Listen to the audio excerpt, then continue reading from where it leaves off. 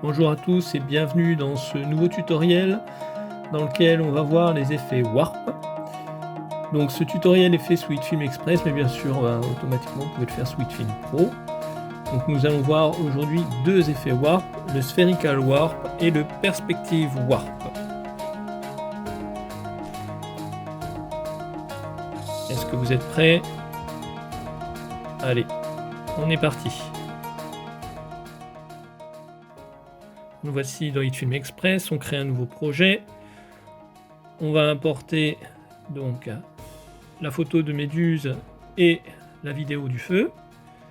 Et je crée tout de suite un nouveau composite shot que je vais renommer Yeux de flamme. Voilà. Je mets de suite ma vidéo dans mon composite shot. Je la réduis pour qu'on puisse avoir entièrement.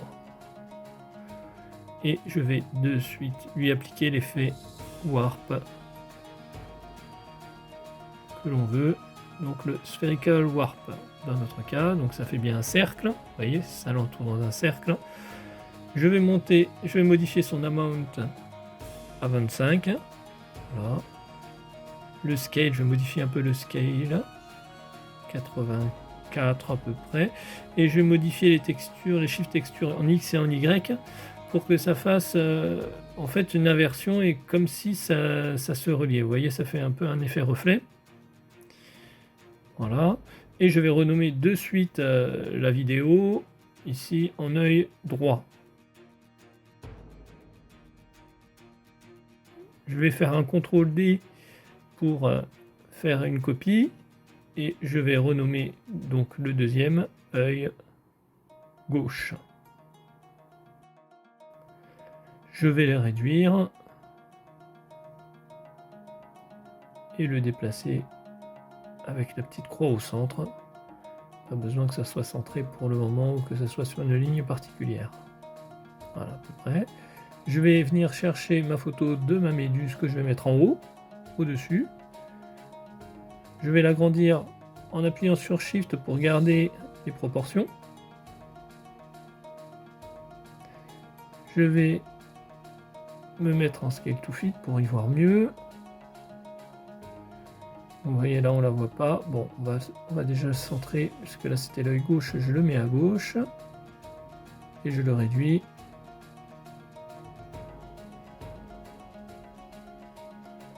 Je vais chercher mon œil droit, je le déplace à peu près au centre de l'œil et je le réduis aussi. Donc là pour le moment ça va. Je vais faire un blend, je vais faire un add pour pouvoir les voir, pour qu'ils apparaissent. Et maintenant, je grossis un petit peu.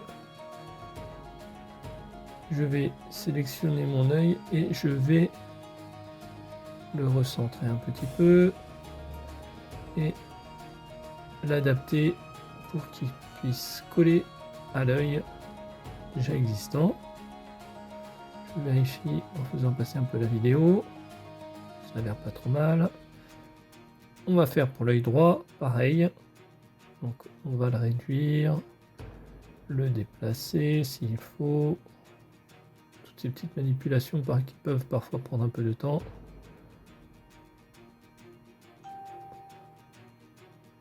Voilà, ça n'a pas l'air trop mal. On s'en met en Scale to Fit. Et voilà ce que ça donne une fois terminé.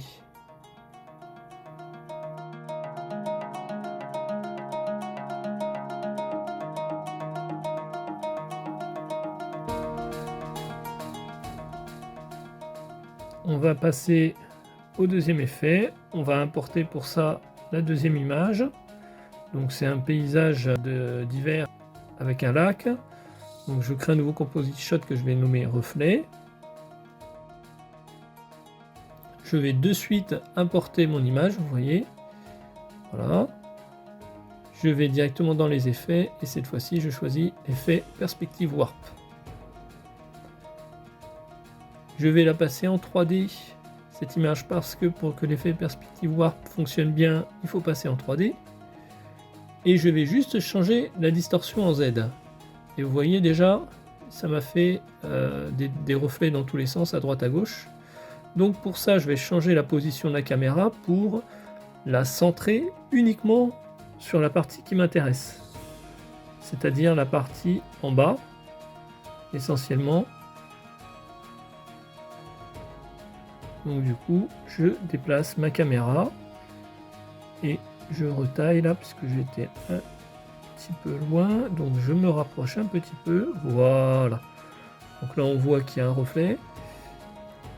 On voit le reflet dans l'eau. Donc à partir de là, maintenant, ce qu'on va faire, pour rajouter un peu d'animation, on va rajouter un plane qu'on va nommer animation du reflet. Parce que maintenant on a notre reflet, donc il faut l'animer un petit peu. On va le descendre sous la caméra. On va baisser son opacité parce que du coup il est au-dessus, donc on baisse son opacité. On va réduire l'affichage. Et on va faire un masque. Donc on va détourer en fait toute la partie haut là, en bas, de façon à pouvoir justement après l'animer. Donc on prend le temps de le faire, hein, bien sûr. On le fait en gros au début. Et je fais à peu près ça assez vite hein, quand même.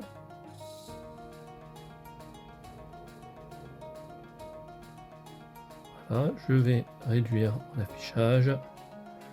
Et après je détourne à l'extérieur, il n'y a pas de souci. Voilà. Et après je zoome. Une fois que ça c'est fait, je zoome. Et il suffit après, alors là je double-clique, comme ça me crée un point supplémentaire et je peux le déplacer.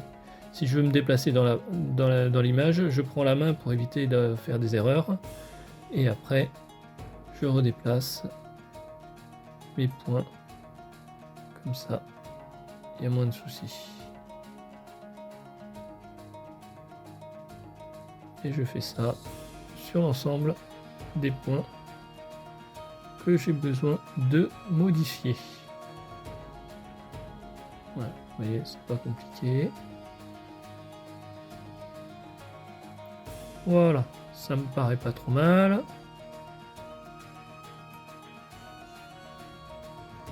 Je vais refaire un scale to fit pour me remettre en face. Je réduis un petit peu. Ce que je vais faire, c'est que je vais déplacer ce plane en dessous. Voilà. Donc là, on ne le voit plus. Donc je vais refaire un plane add sur mon image d'origine. Et là, je vais augmenter, je vais remettre à 100% mon opacité. Je referme ça. Ok, tout est bon. Donc maintenant, on va utiliser un effet qu'on connaît bien, le fractal noise. Voilà. On va choisir un preset ici, le drifting clouds, et je vais changer les subsettings. Donc en sublevel, avec mes tests, bon, moi je suis tombé sur à peu près 18. En influence, je suis resté à 100.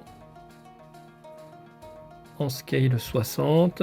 Par contre, je sélectionne le center upscale en bas. Vous voyez, ça fait des points, ça fait pas des traits, ça change tout.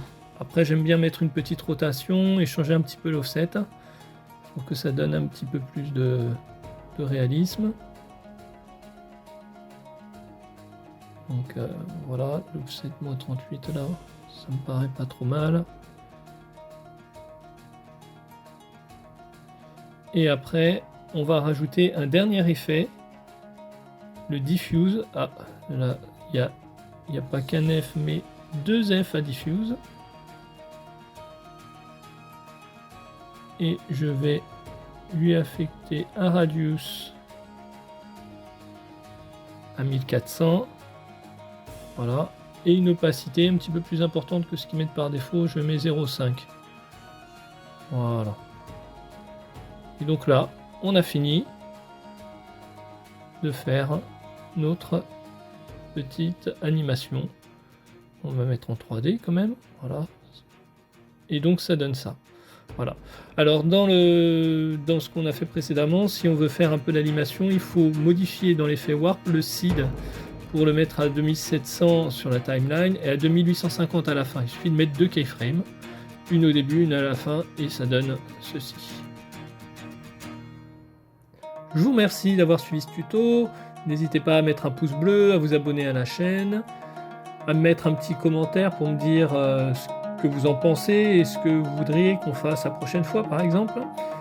Et je vous remets juste après les images animées. Et je vous dis à très bientôt. Au revoir.